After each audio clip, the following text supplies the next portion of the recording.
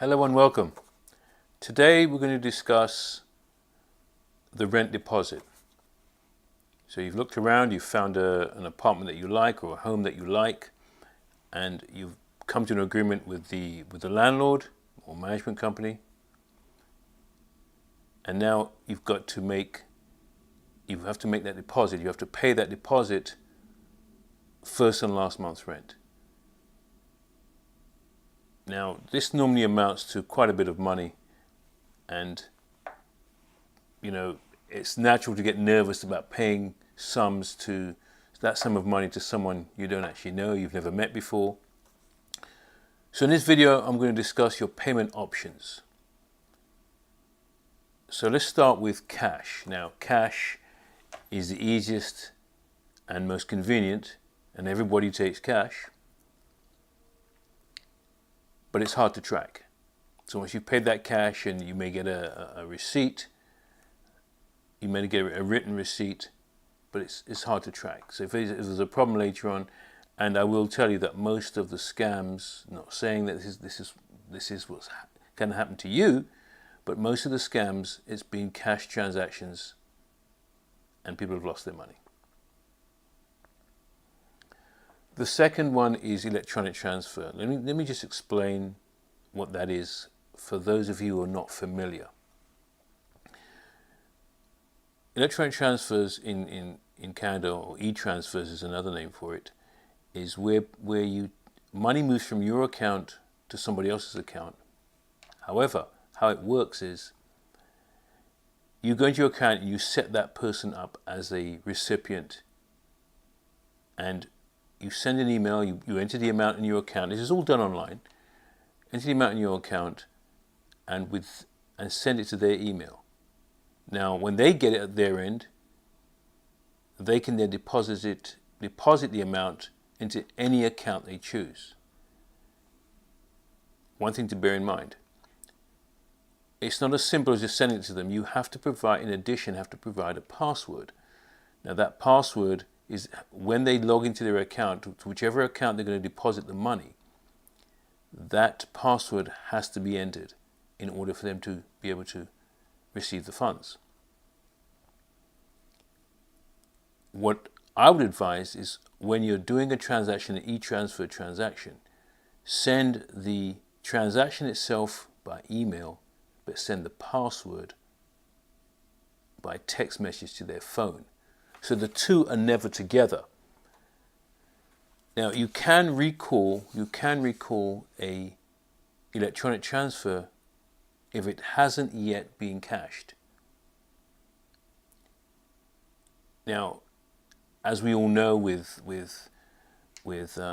viruses and hacking and all those things, it is possible for, very rare, but it's possible for electronic transfers to be intercepted. So you must not put the password together in the body of the email. That must be sent separately. And I'm suggesting that you send it via text message to their phone. So so even if it's intercepted, there's no possibility of that person, of whoever it is, cashing that e-transfer, because they need the e-transfer itself and they need the password. Now, if by chance there is a problem with it reaching the other end, not reaching at all, and it's lost, or whatever the case may be, there's really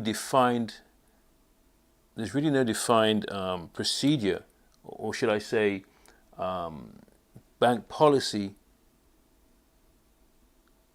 on what happens in that case. Now, if you're going to set up transfers, especially for that amount, you need to speak to your bank and ask them, what is the bank policy on lost transfers? So do find that out before you send large amounts of money via e-transfer.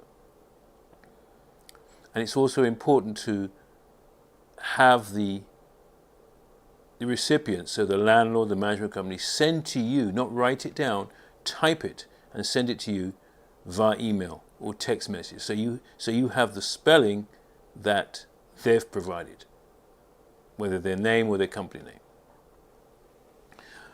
The next one is cheque. Well, we all know about checks. Those who are familiar with checks, a check is you write it, you sign it, and you give it to the person. The only problem with the check, it takes anything from 4 days to 7 days to clear. So what does that mean? Well, in a competitive rental environment where you have, not a lot of rentals available, a landlord may say, look, give me cash so I can take this to the next stage. He may not want to wait. If he has a lot of people who've applied for this, this home, he may have 2 or 3 people to pick from who've qualified. So he may say, well, okay, if you could provide cash or payment quickly, something that processes quicker than the check, then I can entertain your application. And with a check, you can cancel a check. So you may give the check to the landlord on Monday and decide Wednesday I'm going to stop the check because I found something else. They're afraid of that too. Although you've signed an agreement, yes, but this sometimes happens. The last is a banker's draft. Now, a banker's draft is a document or a paper. It actually operates very, very similar to a check, but it's considered cash. And here's why. With a banker's draft, you would get the name, and again, get the name, who it's going to be paid to get the recipient to send that to you. So in a banker's draft, I'm just going to show you a sample one here, where you have space for in this case it's TD Bank. TD Bank, each bank may look slightly different, but in essence they contain the same information. And there's a reference number, the date, where it's coming from, who's going to be paid to, and the amount in figures and in text. So it's written, the number. So let's say $260 in numbers and $260 in letters. So it can't be changed. And there's another space which allows you to write a note for yourself. So as I said, let me just reiterate that. You must have the recipient, the landlord, send you the name in which this is going to be deposited, so that you can have the bank, because the bank, you don't do this, the bank types this in for you. So if the name does not exactly match the account, then they can't cash it. But as I said, this can't be called back. So just bear that in mind. But this is as good as cash. So if you don't have cash and you present this, a landlord will entertain because it's as good as cash for him. You can't call it back. This is just a number of options that you have. Well, these are the options you have when you're paying your first and last month's rent. And I've just discussed it here to let you know what options you have, and you're going to decide based on your comfort level as to what you will use or what you won't use. So I hope that was helpful. If you found this video informative, please consider subscribing. Thank you for watching. See you next video.